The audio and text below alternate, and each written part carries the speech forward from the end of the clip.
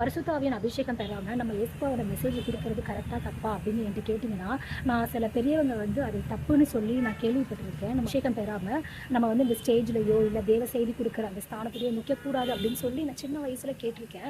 At present நான் வந்து அபிஷேகத்த வந்து நான் ஏசப்பா கிட்ட கேட்டுட்டு இருக்கேன். கூடிய சீக்கிரம் எனக்கு குடுப்பாரு அப்படின்னு நான் விசுவாசிக்கிறேன். பல வருஷமா நான் கேட்டுட்டு இருக்கேன். கண்டிப்பா என்ன வந்து சீக்கிரம் அந்த அனுபவத்துக்குள்ள என்ன கொண்டு வருவாரு.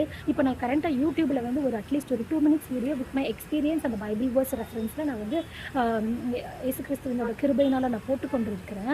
இப்போ நான் அது போடுறதுக்கு ஒரு முக்கியத்துவ காரணம் என்ன அப்படின்னா, எனக்கு வந்து பரிசுத்த ஆவியின் பெறுகிறதுக்கு முன்னாடி என்னுடைய யூடியூப் மெசேஜ் எப்படி இருந்துச்சு, பரிசுத்த ஆவியின் அபிஷேகத்தை பெற்றதுக்கு அப்புறம் என்னுடைய யூடியூப் மெசேஜ் எப்படி இருந்துச்சு அப்படின்னு எனக்கு ஒரு டிஃப்ரென்ஸ் தெரியணும்.